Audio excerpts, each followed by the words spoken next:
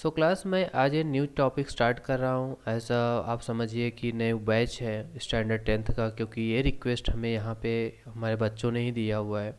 यहाँ के रहने वाले स्टूडेंट ने ही हमको दिया है कि सर आप हमारे लिए भी कुछ स्टार्ट करिए। हमें क्लासेस में थोड़ी बहुत प्रॉब्लम होती है, तो प्रॉब्लम हम रिज़ॉल्व नहीं कर पाते या सॉल्व नहीं कर पाते। तो अगर आप हमें ऑनलाइन पढ़ाएंगे तो काफ़ी अच्छा होगा और भी सारे स्टूडेंट्स को बेनिफिट पहुंचेगा जो क्लासेस नहीं जाते हैं या फिर जिनको समझ में नहीं आता या फिर उनको समझने में तकलीफ़ होती है या कुछ चीज़ें हैं जो समझ नहीं पाते हैं, तो उनके लिए काफ़ी बेहतर होगा। तो इस क्लास इसके साथ साथ जो ऑलरेडी हमारा जो स्टैंडर्ड 11th का जो मैथमेटिक्स चल रहा है वो कंटिन्यू होगा। इसके साथ साथ इसके पैरेलल में मैंने एक कोर्स स्टार्ट किया हुआ है स्टैंडर्ड क्लास 10th का, जो मैथमेटिक्स है, जो वास्तविक संख्याएं हैं, जो मैथमेटिक्स है। क्लास 10th और क्लास 11th दोनों पैरेलल चलेंगे। आप अल्टरनेट डे पे इनके वीडियोस आपको मिलते रहेंगे। बस आप वीडियो को कंटिन्यू देखते रहिए और चैनल को शेयर एंड सब्सक्राइब करते रहिए। आपको अगर बेनिफिट होता है तो आप इसको लाइक करिए और आप आगे बढ़िए। तो हमारा एम ये है कि हमें स्टूडेंट्स, हमारा एम इससे नहीं है कि आप सिर्फ हिंदी मीडियम से या इंग्लिश मीडियम से। देखिए, पढ़ना तो हमें सिर्फ एक ही चीज़ है, चाहे ऑल इंडिया हो, पढ़ना एक ही चीज़ होता है। कभी कोई जल्दी सिलेबस में, कोई सिलेबस में लेट दिया होता है, कोई एक क्लास पीछे पढ़ लेता है, कोई एक क्लास बाद में पढ़ लेता है। कोई इंग्लिश मीडियम में पढ़ता है, कोई हिंदी में पढ़ता है, कोई मराठी में, कोई तमिल में, कभी कोई तेलुगु में पढ़ता है। पढ़ना सबको एक ही चीज़ है। तो इसलिए आप कॉन्सेप्ट के ऊपर भागिए, ना कि आप लैंग्वेज के ऊपर। ये हिंदी मीडियम वालों के लिए हिंदी में पढ़ेंगे, इंग्लिश मीडियम वालों के लिए इंग्लिश पढ़ेंगे, कोई मैटर नहीं होता है, ठीक है। तो हमें जहाँ स्टूडेंट्स को समझ में आता है, जो स्टूडेंट्स हमें रिक्वेस्ट मिलता है, हम उनके लिए वीडियो प्रोवाइड करते हैं। तो हमें दोनों तरफ से देखना पड़ता है, क्योंकि हमें सब, हमारे लिए सब, हर कोई बराबर है। तो आज हम यही स्टार्ट करने वाले हैं क्लास स्टैंडर्ड कक्षा 10वीं का उत्तर प्रदेश बोर्ड मैथमेटिक्स गणित, और उसका जो फर्स्ट चैप्टर है वास्तविक संख्याएं। सो क्लास वास्तविक संख्याएं को हम लोग इंग्लिश में बोला जाता है रियल नंबर्स, ठीक है। तो रियल नंबर्स होता क्या है, इसको जब इंडिकेट करते हैं कैपिटल लेटर से इंडिकेट किया जाता है। तो कैपिटल लेटर से जब इंडिकेट किया जाता है तो किस टाइप के नंबर्स को हम रियल नंबर्स बोलते हैं। तो आपको पता है जो रियल नंबर्स होता है ये दो नंबर्स को कंबाइन करके बनता है, ठीक है। वो दो नंबर्स कौन कंबाइन करके बनते हैं, आइए मैं आपको यहाँ पे बताता हूँ। एक होता है परिमेय, ठीक है। एक होता है परिमेय संख्या और दूसरा जो होता है अपरिमेय, ठीक है। अपरिमेय संख्या, ये संख्याएं आप सब ऑलरेडी स्टैंडर्ड 9th में या कक्षा 9 में पढ़ चुके हैं, ठीक है।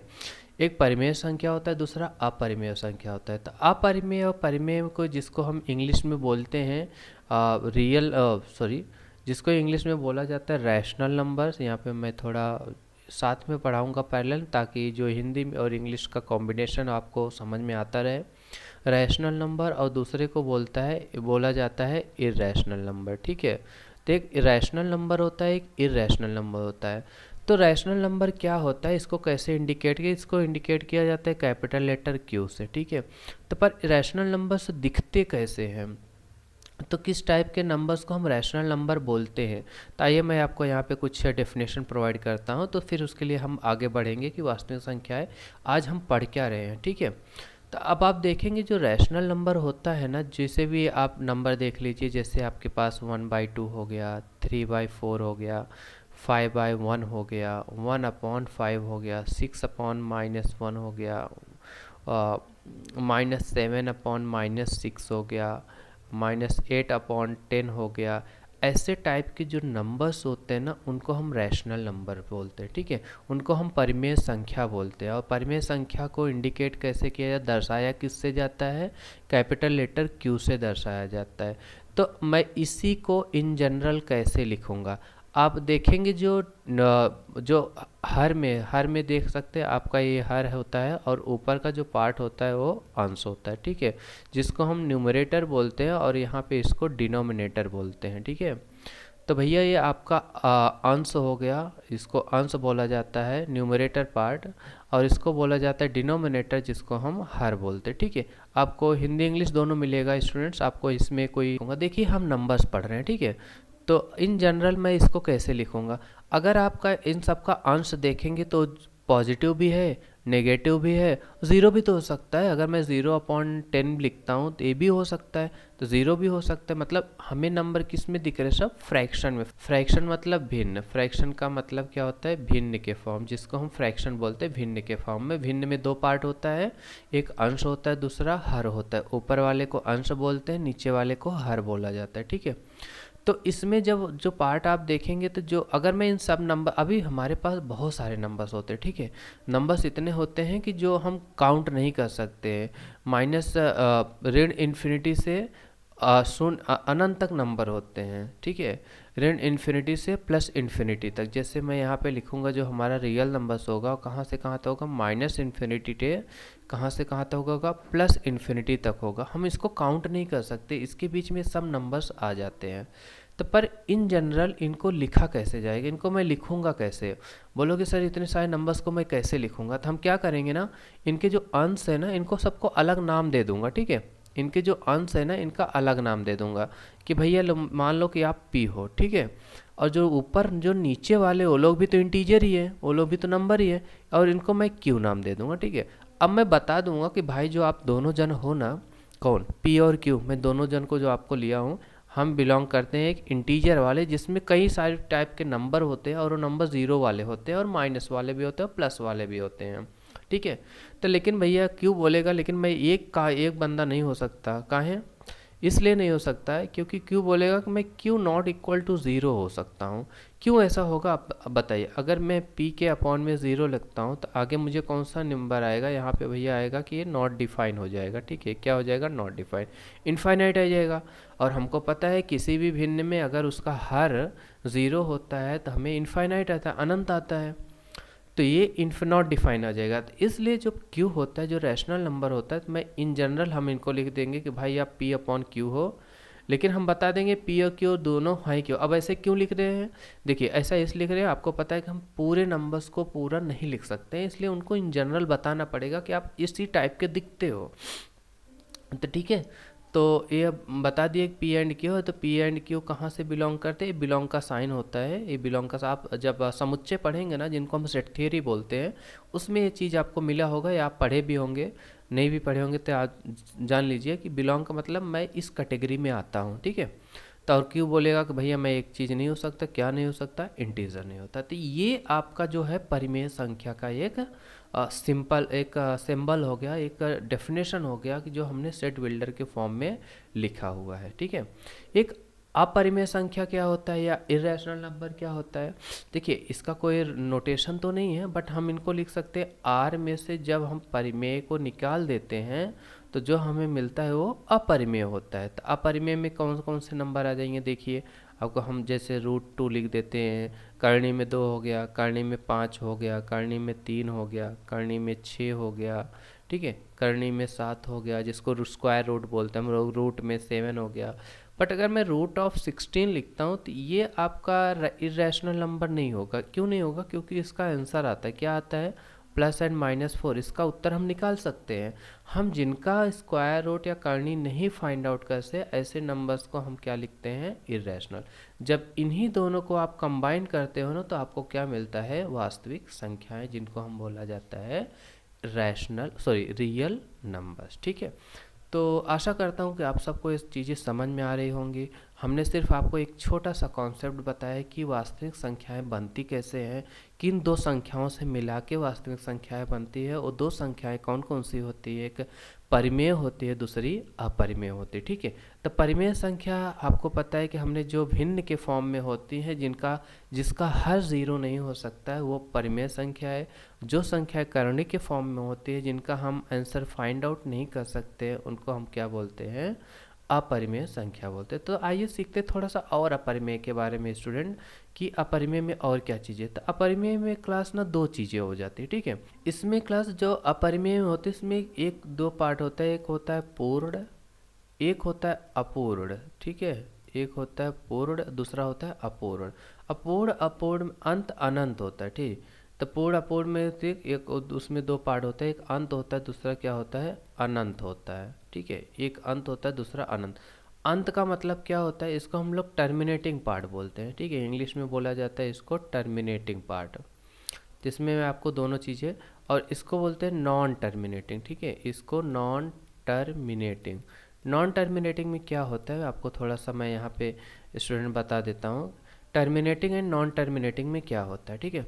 अगर मैं टर्मिनेटिंग के बारे में आप सिर्फ पहले को समझने की कोशिश करिए, मैं अभी कुछ लिखा नहीं रहा हूँ आपको, मैं सिर्फ एक क्लास एक इसका पार्ट होता है, ये होता है कि इरेशनल नंबर में टर्मिनेटिंग। टर्मिनेटिंग में क्या होता है, अगर मैं किसी संख्या को किसी संख्या से डिवाइड करता हूँ, ठीक है, हालांकि इसमें एक चीज़ इसमें भी होता है, रैशनल नंबर में भी होता है, बट आपको मैं पहले इसमें बता देता हूँ जो इरेशनल नंबर में है, टर्मिनेटिंग नॉन टर्मिनेटिंग, ये जो चीज़ें जैसे मैं रूट टू निकालूंगा तो इसका आंसर 1.41, ये समथिंग क्या होता है, अनंत तक चला जाएगा। मतलब ये कैसा टर्मिनेट नहीं हो रहा है, मतलब कैसा है कि ये ख़त्म नहीं हो रहा है, इसका कोई अंत नहीं है, तो क्या हो गया, नॉन टर्मिनेटिंग हो गया। इसको हम क्या बोलेंगे, नॉन टर्मिनेटिंग से अनंत बोलेंगे, अपूर्ण बोलेंगे, ठीक है, अनंत जिसका अंत ना हो, ठीक है, अनंत बोलेंगे, ठीक है, इसको अनंत बोलेंगे जिसका अंत ना हो। और क्या हो गया, जैसे 1.41, इसको जैसे 22/7 का हो गया, 22/7 में क्या होता है, कोई भी वैल्यू 3.14, इसको आप काउंट करते जाइए, ये क्या हो जाएगी, अनंत हो जाएगी। इसको हम लोग क्या बोलते हैं, नॉन टर्मिनेटिंग, अनंत बोलते हैं, ठीक है, जो टर्मिनेट ना हो, जिसका वैल्यू हम नहीं निकाल सकते हैं। अगर हम यहाँ पे लिखते हैं जैसे 2/3, 2/3 को अगर मैं निकालूंगा तो 0.666, ये कभी ख़त्म नहीं होगा, तो इसको क्या बोलते हैं, नॉन टर्मिनेटिंग बोले, अनंत बोलेंगे, ठीक है, जो कभी ख़त्म नहीं, जिसका वैल्यू हम कंटिन्यू करते जाए बट वो ख़त्म नहीं होगा। अब जैसे मैं 2/5 लिखता हूँ, 2/5 में क्या होता है, 0.40, ये क्या हो गया, टर्मिनेटिंग हो गया, अंत हो गया, है ना, तो क्या हो गया, टर्मिनेटिंग जिसका अंत होता है, तो इसको बोलते हैं अंत, अनंत, ये दोनों में होता है, टर्मिनेटिंग नॉन टर्मिनेटिंग दोनों में होता है, पूर्ण अपूर्ण दोनों में होता है, ठीक है। तो होप दैट आपको दो चीज़ें समझ में आ गई होंगी। और दो चीज़ों में हमने दो चीज़ पढ़ा है कि एक होता है रैशनल नंबर, दूसरा होता है इरेशनल, जो परिमेय संख्या होती है, दूसरी होती है अपरिमेय। तो परिमेय और अपरिमेय में आप देखे होंगे कि लगभग अनंत होती है, इसका कोई ये नॉन टर्मिनेटिंग होती है, ठीक है। अपरिमेय अक्सर क्या होती है, नॉन टर्मिनेटिंग होती है। और जो टर्मिनेटिंग वाला पार्ट होता है कौन सा होता है, हमारा इरेशनल नंबर, अपरिमेय संख्या है। परिमेय संख्याएं हमेशा टर्मिनेटिंग होती हैं, इसको क्या बोलते हैं, परिमेय संख्या। तो क्लास आपको हैंडराइटिंग में थोड़ा इशू आएगा, बट कोशिश करूँगा कि काफ़ी अच्छा हैंडराइटिंग करने के लिए, क्योंकि हिंदी लिखने की थोड़ी सी हैबिट कम है, तो इसलिए थोड़ा सा इशू आ सकता है, उसके लिए आप थोड़ा सा समझ के ले लीजिए। तो चलिए आगे बढ़ते हैं, आगे क्या हमें पढ़ना है, ठीक है। तो नंबर्स को आप समझ गए होंगे क्या टाइप के नंबर्स होते हैं, जस्ट मैंने एक छोटा सा आपको इंट्रोडक्शन दिया है नंबर्स के बारे में। होप दैट आपको वीडियो पसंद आ रहा होगा। अगर आपको वीडियो पसंद आ रहा है तो प्लीज़ आप लाइक शेयर एंड सब्सक्राइब करें, और अपने फ्रेंड्स लोग को भी आगे बढ़ाइए, ताकि आने वाले सेशन में आपको सब वीडियो आपको मिलते रहे और उसमें बांट रहे, ठीक है। तो अब आगे बढ़ते हैं क्लास, हमने तो चीज़ सीख लिया, आपको मैंने जो ज़रूरत थी वो चीज़ें मैंने बता दी। अब आगे बढ़ते हैं एचसीएफ। एचसीएफ क्या होता है, या एलसीएम आप इसको बोल सकते हैं। एचसीएफ क्या होता है, एचसीएफ को जो हम लोग बोलते हैं, इसको हिंदी में बोला जाता है महत्तम समापवर्तक, ठीक है, महत्तम समापवर्तक। महत्तम समापवर्तक को निकालते कैसे हैं, ठीक है, जिसको हम लोग इंग्लिश बोलते हैं हाईएस्ट कॉमन फैक्टर, ठीक है, इसको क्या बोला जाता है, हाईएस्ट कॉमन फैक्टर, इसको इंग्लिश में बोला जाता है, ठीक है। तो इंग्लिश में हाईएस्ट कॉमन फैक्टर बोला जाता है, और हिंदी में बोला जाता है महत्तम समापवर्तक। अब इसमें क्या लिखा है, इसका डेफिनेशन क्या है, ये तो डेफिनेशन बुक से है, कोई दिक्कत वाली बात नहीं है, मैं आपको इन जनरल आपको एग्जांपल से भी बता दूंगा, आपको पूरा अच्छे से क्लियर हो जाएगा, ताकि आपको इसमें कोई प्रॉब्लम ना हो।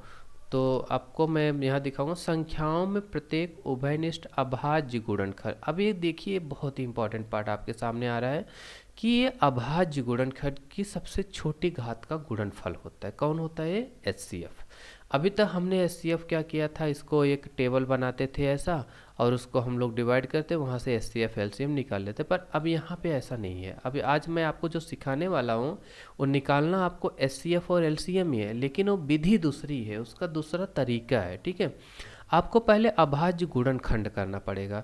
अब अभाज्य गुणनखंड होता क्या है, मैं आपको यहाँ पे थोड़ा सा एक्सप्लेन करता हूँ। तो हम देखेंगे अभाज्य गुणनखंड पहले, उसके बाद फिर हम आगे बढ़ेंगे कि आगे हमें करना क्या है। ठीक है, पहले अभाज्य गुणनखंड होता क्या है।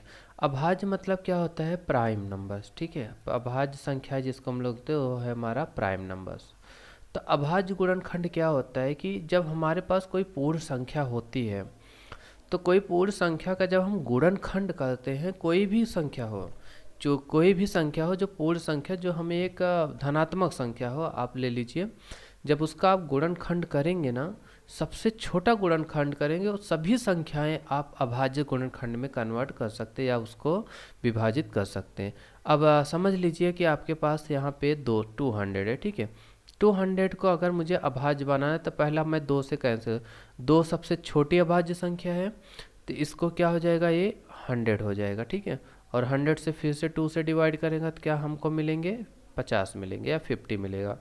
फिर 2 से डिवाइड करेंगे तो कितना हो जाएगा, ये 25 हो जाएगा। ठीक है, अब 25 है तो 25 किससे भाग जाएगा, 5 से जाएगा, तो यहाँ पे कौन बचेगा, 5 हो जाएगा। तो आप देखेंगे जो 200 है, मैं इसको कैसे लिख सकते हैं, 2 × 2 × 2 × 5 × 5। देखिए, तो 2 भी अभाज्य संख्या है, 5 भी अभाज्य संख्या है, और ये 5 भी, मतलब 2 और 5 का जो कॉम्बिनेशन है, देखिए 2 और 5 ये दोनों कैसी संख्या है, ये अभाज्य संख्या, जिसको हम लोग प्राइम नंबर्स बोलते हैं। ठीक है, इंग्लिश में इसको प्राइम नंबर्स बोला जाता है और हिंदी में इसको अभाज्य संख्याएं बोली जाती है। वो संख्याएं जो किसी से ना कटे, इनको हम ट्री डायग्राम, इनको हम लोग वृक्ष सारणी भी बोल सकते हैं, आप ट्री डायग्राम भी बोल सकते हैं।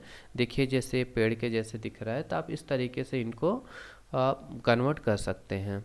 तो कोई भी नंबर, जैसे अब आप ले लीजिए 175 ले लीजिए। ठीक है, 175 को आपको प्राइम नंबर, अब देखिए कि पहले 175 किससे कटेगा, किससे भाग जाएगा, तो देखेंगे इसके जो यूनिट प्लेस पे जो इकाई का अंक 5 है, तो डेफिनेटली ये तो कंफर्म हो गया 5 से कट सकता है। तो जब इसको आप 5 से काटेंगे तो 5 यहाँ लिखिए, जो बचेगा यहाँ लिखिए, 5 तिहाई 15, फिर बचा कितना, तो 5 बचे 25। ठीक है, तो 5 यहाँ लिखेंगे, तो फिर 7 यहाँ लिखिए, ये सब प्राइम नंबर हो गए।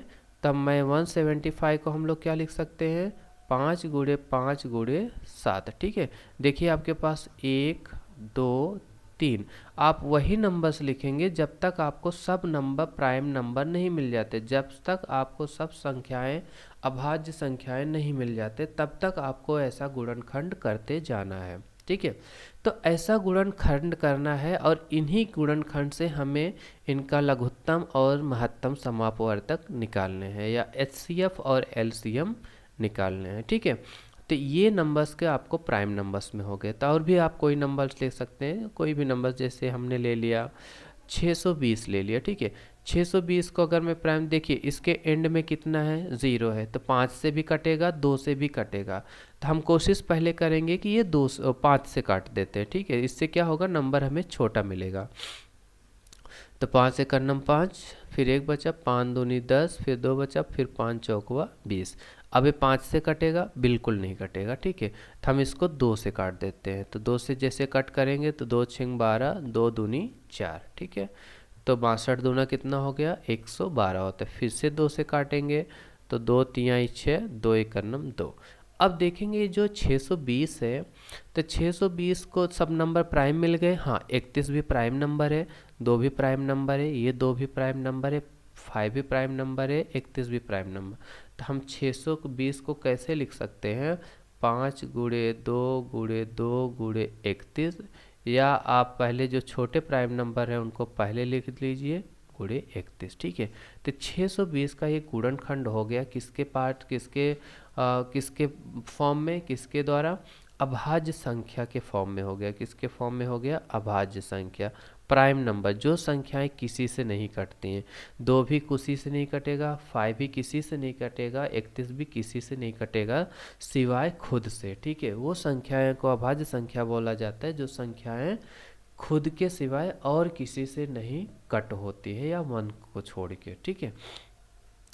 तो हम HCF पढ़ रहे हैं। अब आपको मैं यहाँ पे आगे बताऊंगा कि HCF क्या होता है, महत्तम समापवर्तक क्या। तो संख्याओं में प्रत्येक उभयनिष्ठ अभाज्य गुणनखंड। अब अभाज्य गुणनखंड तो हमने आपको बता दिया।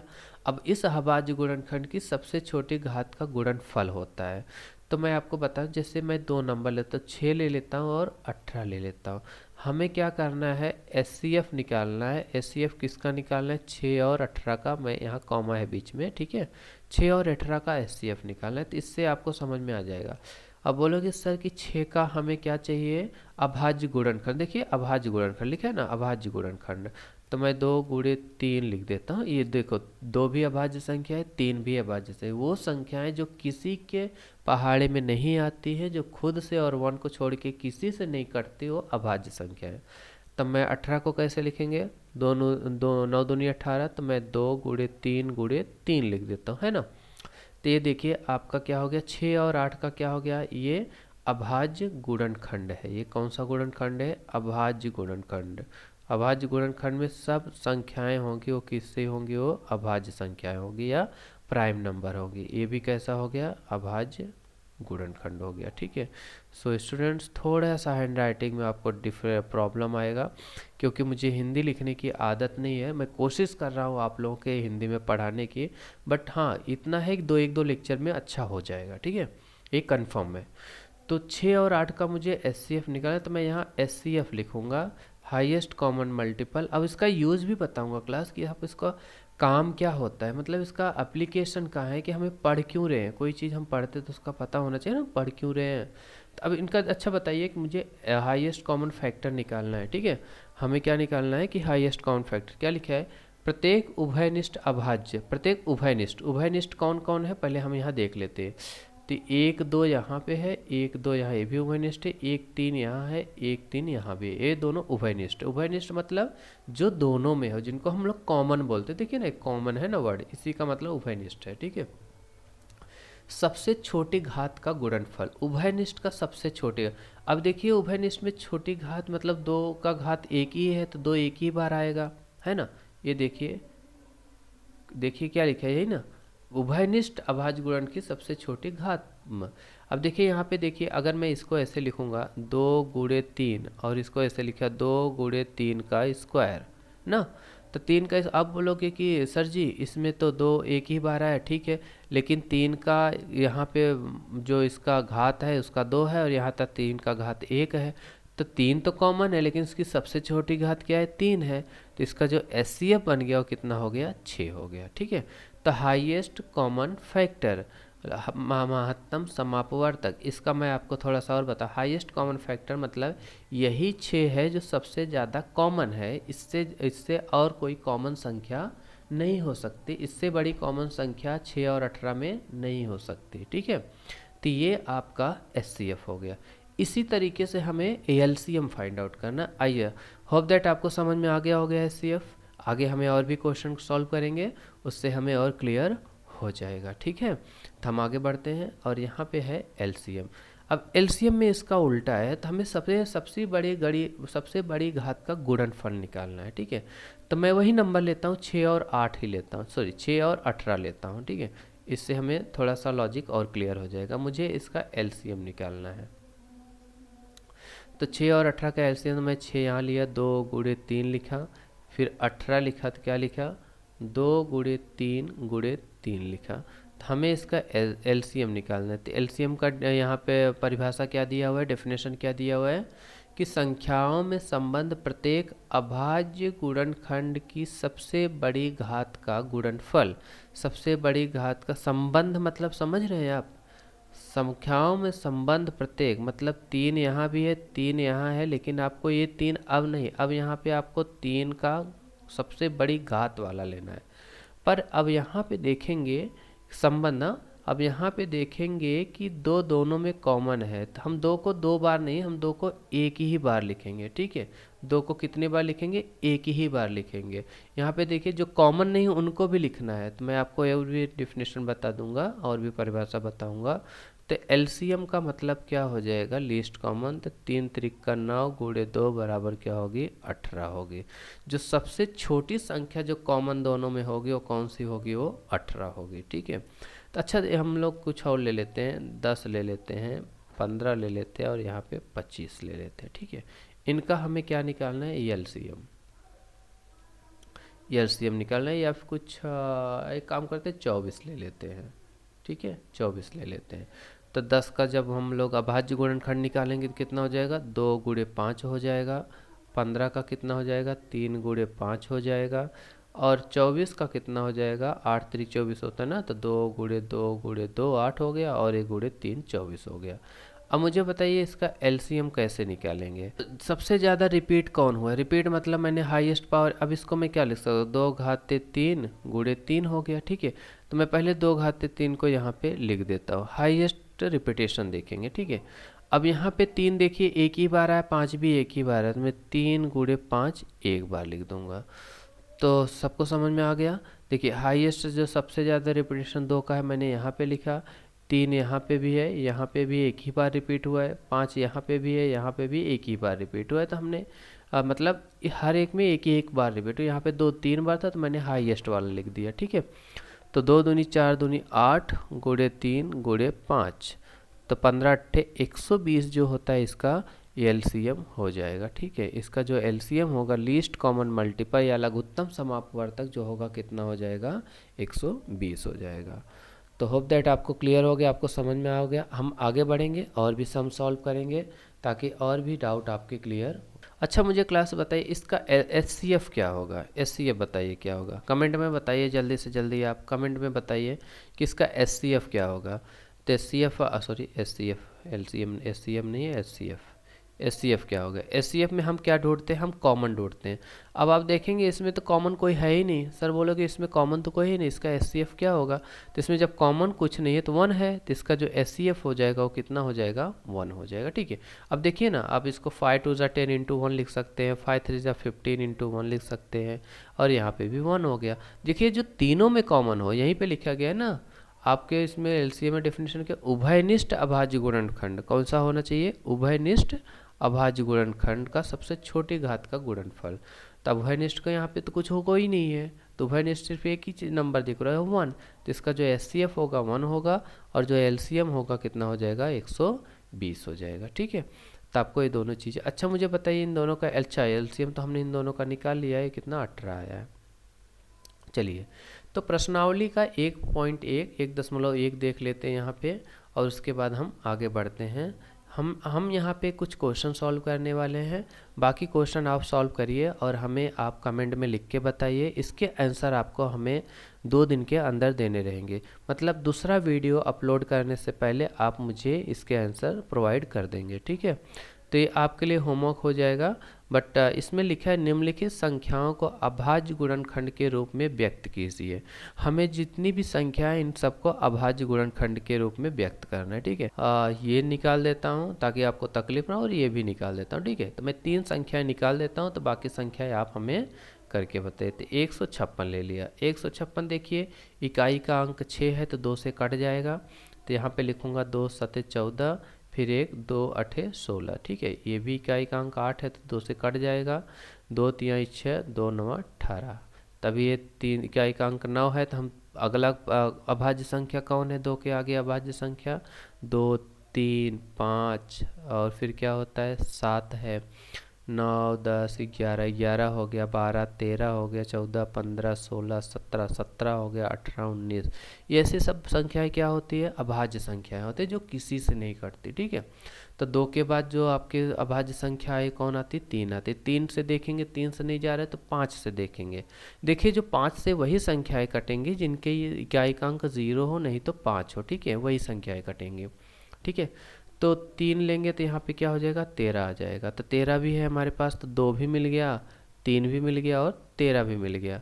तो मतलब 156 को जब हम अभाज्य गुणनखंड करेंगे तो क्या लिखेंगे, 2 × 2 × 3 × 13, ये 156 का अभाज्य गुणनखंड हो गया। ठीक है, ये यहाँ तक है 13 तक। ठीक है, तो ये आपका पहला पार्ट हो गया।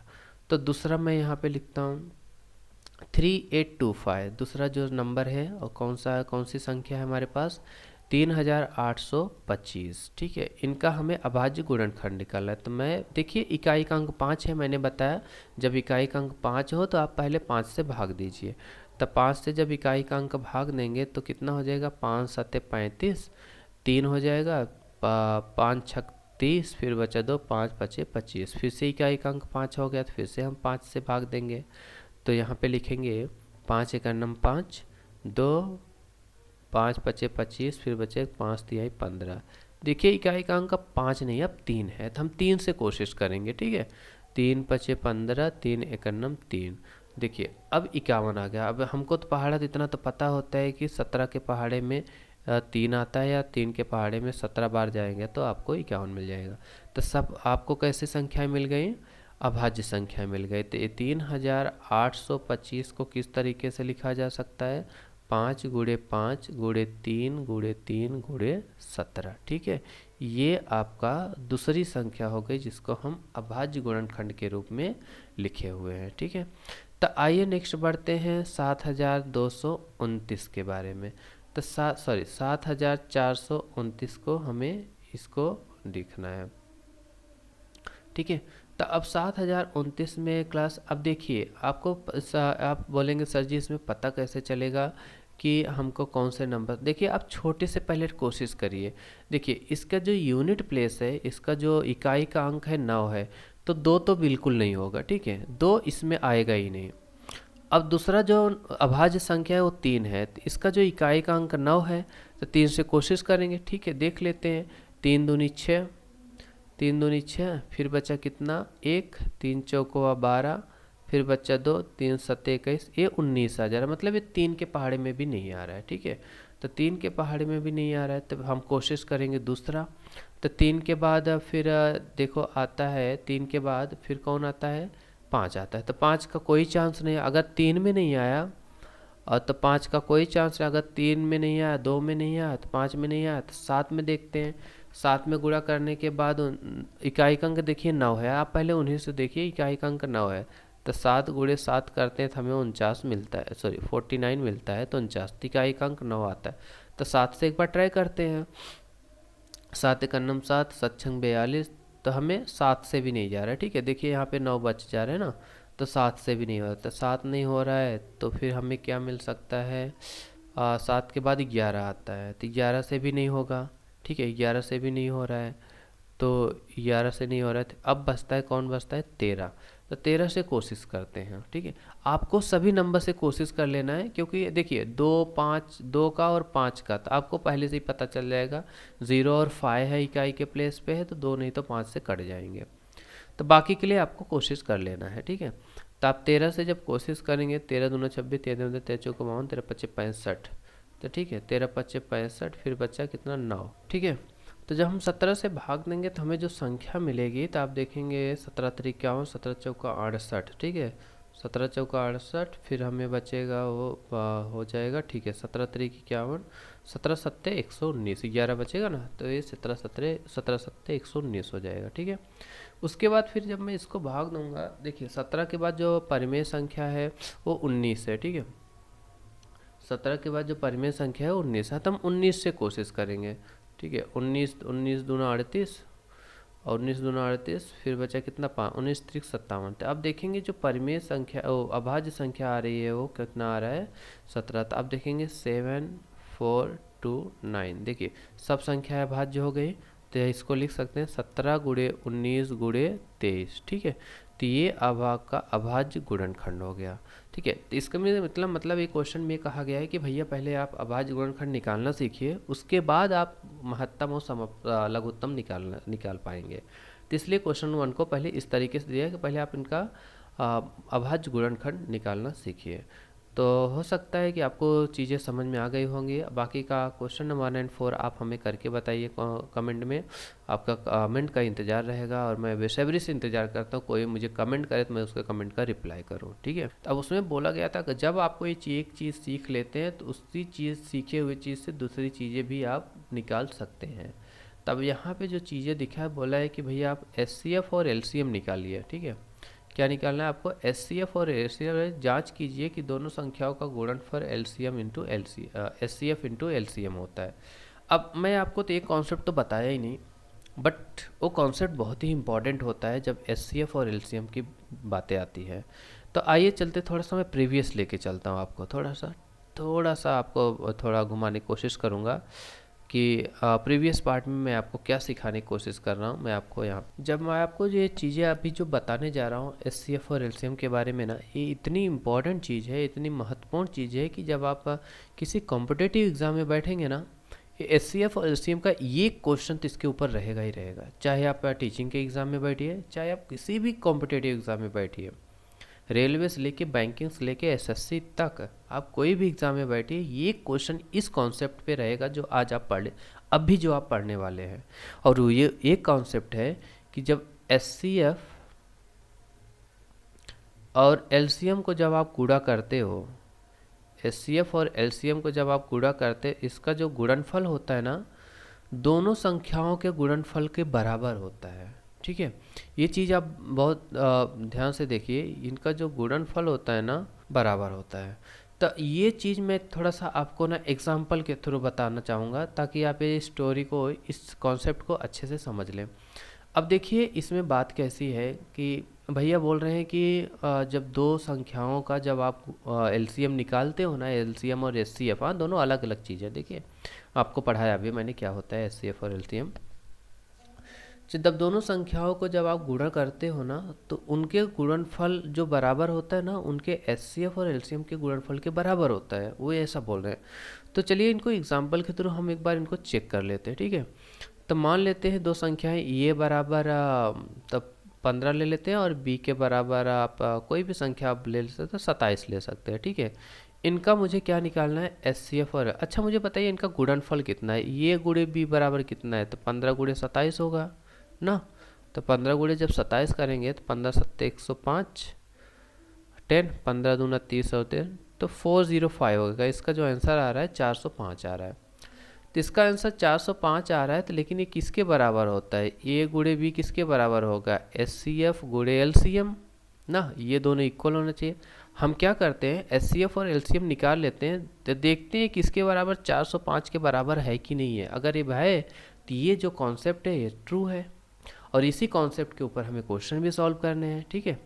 तो इसका जो एचसीएफ होता है, तो एचसीएफ हम अभाज्य संख्या के गुणनफल से, अभाज्य गुणनफल से निकाल सकते हैं। 15 का जो गुणनफल कितना होता है? 3 गुणे 5 होता है, और गुणे 1 भी आप लिख सकती है जब कुछ नहीं है। और 27 का गुणनफल कितना होता है? 9 त्रिक 27, 3 गुणे 3 गुणे 3, ये आपका अभाज्य गुणनफल हो गया। तो इसका जो एचसीएफ होगा, एचसीएफ क्या होता है? जो दोनों में कॉमन होता है, 3 ही कॉमन है और 1 कॉमन है, तो आप इस तरीके का, इसका जो एचसीएफ होगा 3 होगा। इसका जो एलसीएम होगा, एलसीएम का मतलब हाईएस्ट रिपीटेशन, सबसे ज़्यादा रिपीट देखिए 3 कहाँ पे हुआ है? यहाँ पे हुआ है, तो हम इसको पहले लिख ले लेंगे हाईएस्ट रिपीटेशन।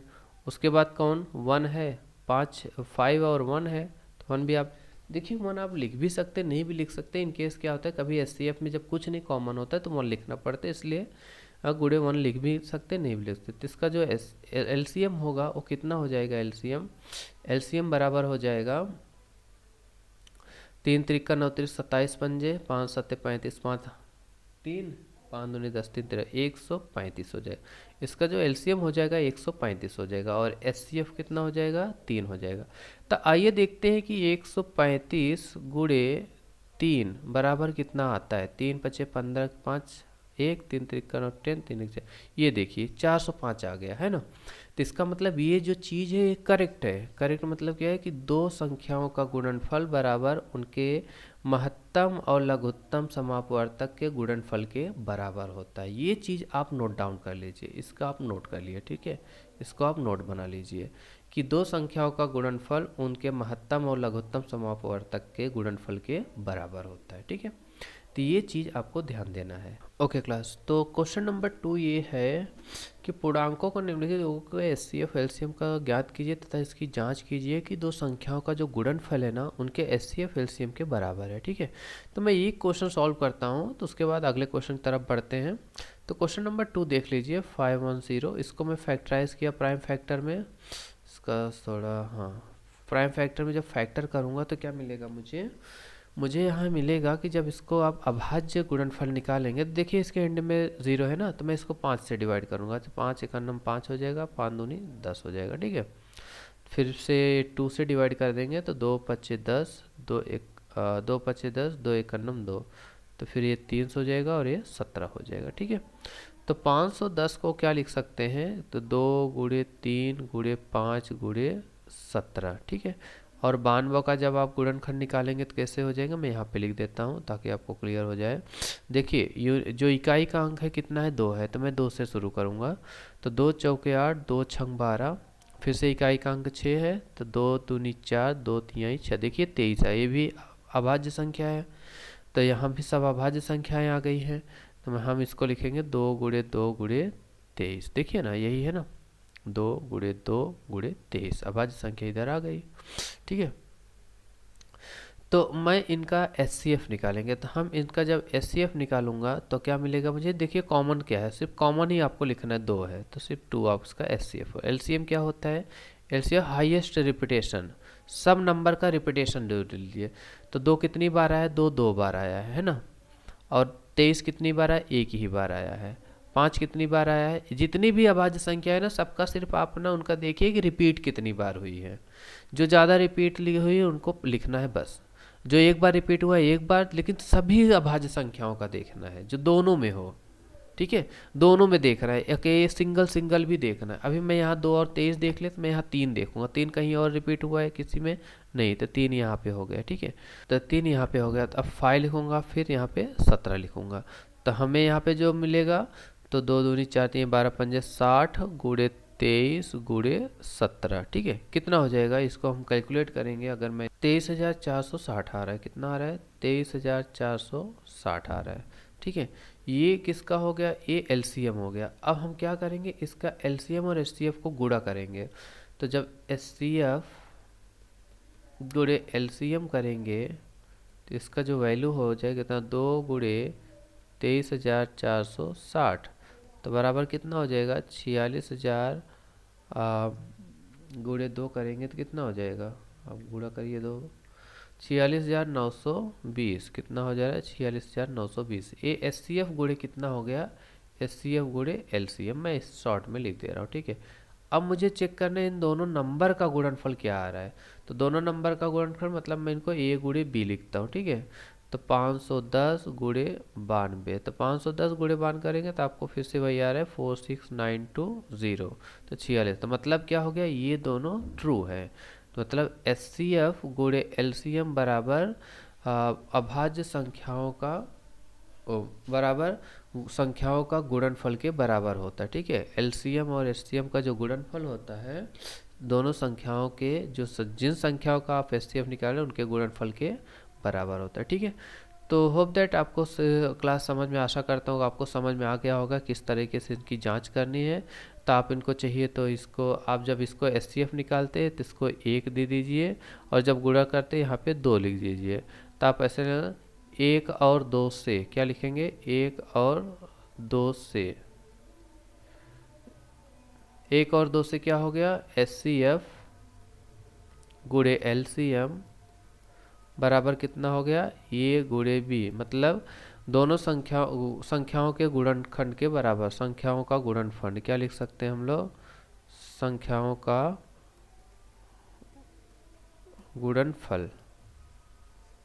ठीक है, तो ये कॉन्सेप्ट आशा करता हूँ आपको समझ में आ गया। अगर आपको फिर भी डाउट है तो आप हमें कमेंट में लिखिए, हम आपको क्वेश्चन को वापस से करा देंगे। ठीक है, अब अगला क्वेश्चन है अभाज्य गुणनखंड विधि द्वारा। देखिए वही चीज़ें हम बार बार कर रहे हैं, आपको मैं वही चीज़ें पहले भी सिखा चुका हूँ। अब वहाँ पे 2 संख्या थी, यहाँ पे 3 संख्याएं हैं, ठीक है। अभाज्य गुणनखंड विधि द्वारा पूर्णांक संख्याओं के एचसीएफ और एलसीएम को ज्ञात करना है। तो मैं कोई एक करता हूँ, आप देख लीजिए, चाहिए तो मैं सेकेंड वाला कर देता हूँ, अगर आपको तो सेकेंड वाला करता हूँ। तो यहाँ पे देखिए 3 संख्याएं हैं, तो 17 का जब मैं गुणनखंड करूंगा तो 1 गुणे 17 हो, क्योंकि 17 खुद क्या है, एक अभाज्य संख्या है ना, अभाज्य गुणनखंड इसका यही होगा। तो फिर 23 लिया, 23 भी अभाज्य संख्या है, तो 1 गुणे 23 हो गया इसका। और 29 लिया, ये भी एक अभाज्य संख्या है। तो सब इस तरीके से ही हो गए, कोई दिक्कत वाली बात ही नहीं, इसमें कुछ गुणनफल ही नहीं है, सब अभाज्य है। अभाज्य संख्याओं का गुणनफल अभी अभाज्य आ रहा है ना।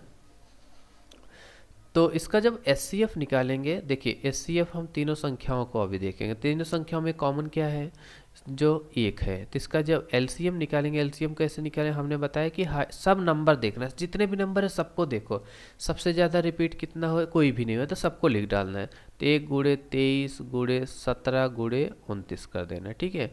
तो इसका जो आंसर आएगा 1 गुणे 23 गुणे 17, तो 11,339 आ रहा है, ठीक है, 11,339। तो ये इसका एलसीएम हो गया।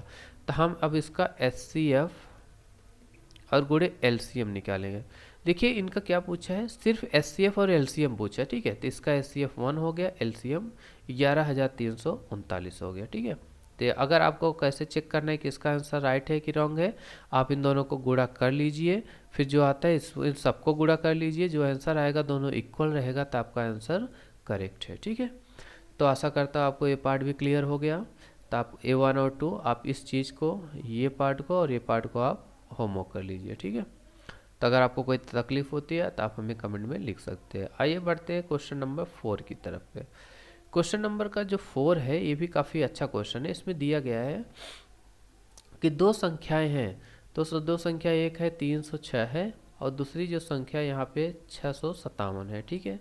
इन दोनों संख्याओं का जो एचसीएफ है ना वो दिया हुआ है, ठीक है। इनका जो एचसीएफ जो है 306 कॉमा 657 का जो एचसीएफ है वो दिया है, कितना है, 9 है। तो देखिए ऐसा ब्रैकेट में लिखा गया है, तो इसका मतलब इन दोनों संख्याओं का एचसीएफ है, इन दोनों संख्याओं का एचसीएफ वो यहाँ पे लिखा गया 9 है। तो बताया गया है कि एलसीएम ज्ञात करिए। तो इसमें कोई दिक्कत तो है नहीं। अब आप कैसे निकालेंगे, बोलिए सर एचसीएफ दिया है तो एलसीएम कैसे निकालेंगे। देखिए हमको ये बात पहले ही पता है कि एचसीएफ गुणे एलसीएम जो होता है वो क्या होता है, दोनों संख्याओं का गुणनफल के बराबर होता है। मतलब ये 306 गुणे 657 के बराबर होगा, तो मतलब ये 657 के बराबर होगा। तो लेकिन इसका एचसीएफ दिया हुआ है, तो मैं लिखूंगा, सॉरी इसका एचसीएफ 9 दिया हुआ है, 6 नहीं दिया हुआ है, गलती से हो गया। तो 9 गुणे एलसीएम, 9 गुणे एलसीएम बराबर कितना हो गया, 306 गुणे 657। तो हमको निकालना है एलसीएम, तो भैया हमको एलसीएम निकालना है, तो हम 9 को इस तरफ घुमाई देंगे तो कितना हो जाए, 306 गुणे 657 और इसमें भाग दे दो, कितना हो गया, 9 हो गया, ठीक है।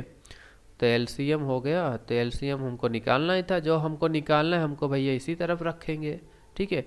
तो हम इसको जब इसी तरफ रखेंगे तो ये चीज़िया को हम इसी तरफ रखते जाएंगे ना, हमको निकालना तो यही है, हम इसी चीज़ को रखते जाएंगे, बाकी सब नंबर को जो जो नंबर वाले हैं उनको एक तरफ कर देंगे।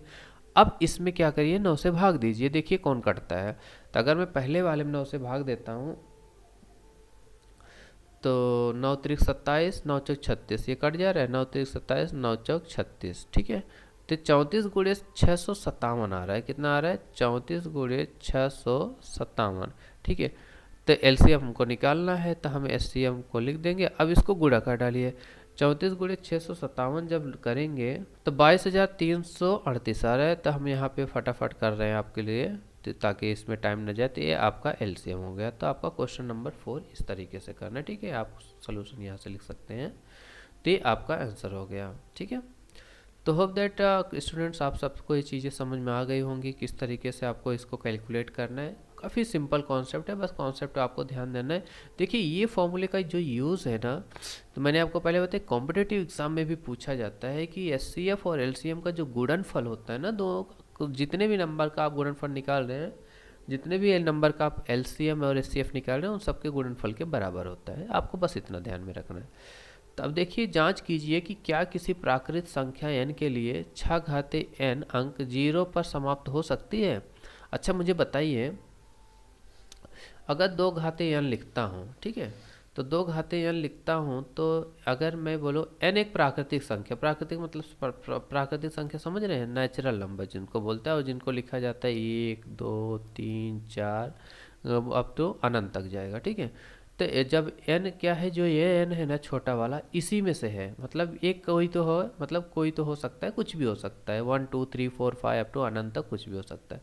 तो ये पूछ रहे कि भैया अगर 2 घाते n है तो 2 घाते n में इकाई का अंक 0 आ सकता है, आ सकता है, किसी के लिए हो सकता है 2 घाते n। तो हम क्या करेंगे, एक एक को चेक कर लेंगे, ठीक है, एक एक को चेक कर लेंगे। तो लेकिन यहाँ पे हमें क्या दिया हुआ है, 6 घाते n दिया हुआ है, तो 6 घाते n दिया हुआ है, 6 घाते n हमें दिया हुआ है। तो हम जब n बराबर 1 रखेंगे, है ना, n पहले वैल्यू कितना लेगा भाई, इधर से जो n है जो पहला वैल्यू कितना लेगा, 1 लेगा। 6 घाते 1 रखेंगे तो 6 आ रहा है, 6 घाते 2 रखेंगे तो 6 गुणे 6 आ रहा है, 6 घाते 3 रखेंगे तो 6 गुणे 6 गुणे 6 आ रहा है। तो इसका मतलब क्या है, इधर भी 6 आ रहा है, इधर भी 36 आ रहा है, इधर भी 216 आ रहा है। मतलब जब आप कितना भी n का वैल्यू जब बढ़ाएंगे ना, तो आपको जितना भी वैल्यू आएगा, जितना भी आंसर आपको आएगा, उसका जो इकाई का अंक है ना हमेशा 6 रहेगा, हमें 0 नहीं आएगा। देखिए कभी भी 0 नहीं आएगा। ये चीज़, ये पार्ट हमें, इसका सलूशन यही है, ठीक है। तो इसमें हमें जब जांच करना था कि क्या n के लिए, जो अगर n की वैल्यू मैं यहाँ पे किस n के लिए जो 6 की वैल्यू है, 6 घाते अगर 3 रखता हूँ, 4 रखता हूँ, 5 रखता हूँ, आप चेक कर लीजिए 6 घात, इसमें भी आप फिर से 6 से गुणा करेंगे, 6 36 फिर से मिल रहा है ना। तो इसमें क्या होगा, आपका जो इकाई का अंक है ना वो कभी 0 नहीं आएगा, ठीक है, क्या नहीं आएगा, 0 नहीं आएगा, ये नहीं आएगा। 6 में ले, 5 में आ सकता है, 2 में आ सकता है, 4 में आ सकता है, 8 में आ सकता है, लेकिन 6 में नहीं आएगा, ठीक है, 6 में नहीं आएगा। अगर 6 एक प्राकृतिक संख्या है तो, अगर बोलेंगे सर एक पूर्ण संख्या n बराबर 0 है तो 6 घाते 0 एक आ सकता है, कोई दिक्कत नहीं है, इसका तो आंसर ही एक आता है। लेकिन ये प्राकृतिक संख्या मतलब n कहाँ से शुरू होगा, वो 1 से शुरू होगा। तो किसी भी वैल्यू के लिए 6 घाते n पे इकाई का अंक 0 नहीं हो सकता है, ठीक है। तो इसका अंतर यही होगा, किसी भी प्राकृतिक संख्या के लिए 6 घाते n का अंक 0 पर समाप्त नहीं होगा, ठीक है। और आशा करता हूँ आपको समझ में आ रहा होगा। अब अगला क्वेश्चन है, देखिए, व्याख्या कीजिए कि 7 गुणे 11 गुणे 13 धन 13 और 7 गुणे 6 गुणे 5 गुणे 4 गुणे 3 गुणे 2 गुणे 1 धन 5 भाज्य संख्याएं क्यों हैं। अब देखिए मैं आपको बता दे रहा है भाज्य और अभाज्य, भाज्य संख्याएं क्यों हैं। पहली बात तो आप ध्यान दीजिए, सिर्फ आपको मैं एक चीज़ एक्सप्लेन करूंगा स्टूडेंट, ये छोटी छोटी चीज़ें हैं। 7 गुणे 11 गुणे 13 धन 13, ये देखिए ये सब की कैसी संख्या है, अभाज्य संख्या है ना। ये कितनी संख्या है, अभाज्य संख्या है। ये सब कैसी संख्या, अभाज्य संख्या। तो अभाज्य संख्या का गुणनफल करेंगे तो कैसा पूर्ण संख्या बनेगी, कंपोजिट बनेगी। कंपोजिट मतलब समझ रहे हैं, कंपोजिट, कंपोजिट नंबर, ठीक है। कंपोजिट मतलब जैसे 2 गुणे 2 लिख दिया 4, तो 4 कंपोजिट हो गया, तो 2 कैसे हो गए, ये अभाज्य संख्या है। तो जब अभाज्य संख्या है तो हमें क्या मिलेगा, पूर्ण संख्या ही मिलेगा, भाज्य ही मिलने वाला है। कंपोजिट का मतलब आप भाज्य समझ लीजिए, भाज्य मतलब आप कंपोजिट समझ लीजिए। तो भैया जब भाज्य संख्या में आप फिर से कोई अभाज्य को जोड़ें या घटाएंगे तो हमें भाज्य संख्याएं ही मिलेंगी ना। तो पहले से ही भाज्य संख्या हो गई, ये अब आपकी कैसी संख्या हो जाएगी, भाज्य संख्या हो जाएगी। समझ में आ रहा है, समझ में आया, मतलब 2 गुणे 2 करूँगा तो मुझे 4 मिल रहा है, तो ये सब ये दोनों मिला के क्या बना रहे हैं, 4 मिला रहे हैं ना, मतलब ये भाज्य है ना। 4 4 भाज्य, अगर 4 में मैं 5 जोड़ूंगा तो भी तो मुझे 9 आए, तो भी तो भाज्य बन रहा है कि नहीं। 4 में 1 जोड़ूंगा तो भी मुझे क्या मिल रहा है, भाज्य बन रहा है। मतलब क्या हो रहा है, अच्छा 13 जोड़ा गया ना, तो भाज्य बन रहा है ना। तो इसमें जब मैं 1 नहीं, इसमें 2 जोड़ेंगे, 4 2 6, ये भी तो कैसा बन रहा है, भाज्य बन रहा है ना। क्लियर हो रहा है, समझ में आ रहा है। तो ये चीज़ें आपको यहाँ पे देख लेनी, बस इतना ही करना है। और इन सब में भी करेंगे तो हमें क्या मिलेगा, एक भाज्य संख्या ही मिलने, मतलब क्या करिए, ये लोग भाज्य में अभाज्य को ऐड किया है, देखिए ना, ये सब जितने भी संख्याएं हैं ये भाज्य संख्या है, इसमें क्या किया है, अभाज्य को ऐड किया है।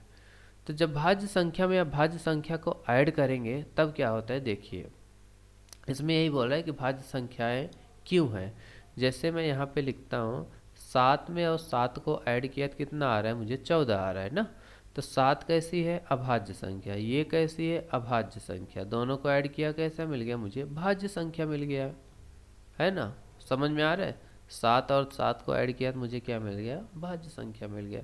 जैसे 7 गुणे 2 धन 7 किया तो मुझे 21 आ रहा है, ये भी कौन सी संख्या है, भाज्य संख्या है। समझ में आ रहा है।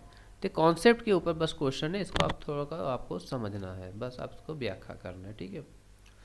तो क्वेश्चन नंबर 7 पे आते हैं। आज का ये लास्ट क्वेश्चन है आपके एक जो प्रश्नावली का 1.1 का लास्ट क्वेश्चन है, उसके बाद फिर हम इसको आज के लेक्चर को यहाँ पे ख़त्म करेंगे, ठीक है। हाँ ये सही है, ठीक है।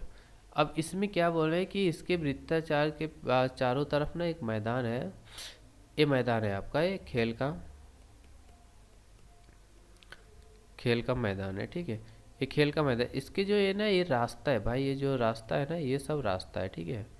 ये आपका रास्ता है वॉकिंग करने के लिए, घूमने के लिए, कबड्डी खेलने, जो करना है आप वो करिए, कोई दिक्कत वाली बात नहीं। आपको दौड़ना है दौड़िए, आपको जो करना है आप करिए, रास्ता है, ठीक है, लेकिन मैदान में खेलने के लिए है। अब इसमें 2 पर्सन है, एक पर्सन है यहाँ पे, और इसी के बगल में दूसरा पर्सन, मैं दूसरा कलर ले लेता हूँ, ठीक है। यहाँ पे 2 पर्सन है, एक है जो सोनिया है, दूसरा है वो कौन है, वो रवि है, ठीक है। ये सोनिया है, एक चक्कर लगाने में कितना 12 मिनट लगते हैं, ये दिया हुआ है, ठीक है, 12 मिनट लगते ये दिया हुआ है। अब मान लीजिए दोनों एक ही स्थान से एक ही समय पे चलना प्रारंभ करते हैं। देखिए क्या है कि ये HCF और LCM का एप्लीकेशन है, इसमें आपको यूज़ करना है, कैसे यूज़ करना है, यही तो आपका कॉम्पिटेटिव एग्जाम है। यहाँ पे आपको इसमें सवाल को लगाने की बात नहीं है, बात यह है कि इसको आप कौन से तरीके से आपको इसको लगाना है, ये इम्पोर्टेंट है, ठीक है। तीन दोनों को जो पहला पार्ट ये है, दूसरा पार्ट ये हो गया, रवि को और सोनिया को एक चक्कर लगाने में 18 मिनट, और एक रवि को जो होता है 12 मिनट। इसमें बोला जा रहा है मान लीजिए दोनों एक ही स्थान से ट्रेवल, मतलब ये स्थान दोनों का एक ही है, एक ही स्थान पे एक ही समय पर चलना प्रारंभ करके एक ही दिशा में चलते हैं, कितने समय बाद पुनः प्रारंभिक स्थान पर मिलेंगे। मतलब अभी देखिए देखिए तो यहाँ पे कितना, सोनिया को एक चक्कर लगाने में 18 मिनट लगते हैं, तो इसका मतलब सोनिया क्या है, स्लो भागती है, ठीक है। और जो रवि होता है उसको एक चक्कर लगाने में 12 मिनट, मतलब रवि क्या करता है, फास्ट भागता है। ये कॉन्सेप्ट तो आपको क्लियर हो गया। अब ये पूछा जा रहा है कितने समय के बाद पुनः प्रारंभिक स्थान पे मिलेंगे। अब जरूरी नहीं कि पहले चक्कर में आके यहाँ पे खड़ा हो जाए, खड़ा ही नहीं होना है, चक्कर मारते रहना है, बट एक टाइम ऐसा आएगा जब उन दोनों का कॉमन जो टाइमिंग होगा ना, कि वो दोनों एक ही जगह पे आ जाएंगे। हो सकता है तीसरे चक्कर में आ जाए, हो सकता है चौथे चक्कर में आ जाए, तो हो सकता है दूसरे चक्कर में आ जाए, ये कुछ भी हो सकता है, तो हमें ये पता नहीं चलता है। तो हम क्या करेंगे, इनका LCM निकालेंगे, ठीक है, लीस्ट कॉमन मल्टीपल, सबसे कम टाइम हम ढूंढेंगे। तो कौन सबसे कम टाइम किसका होगा, ये 18 और 12 मिनट के हिसाब से रहेगा, ठीक है। तो हम इसका लीस्ट कॉमन मल्टीपल कैसे फाइंड करेंगे, तो 18 का जो अभाज्य गुणनखंड होगा, 2 गुणे 9 दूनी 18, 2 गुणे 3 गुणे 3, और जो 12 का होगा कितना होगा, 2 गुणे 3 दूनी 6 दूनी 12। तो इनका हम क्या करेंगे, इनका LCM निकालेंगे। तो LCM कैसे निकालते बताइए आप लोग।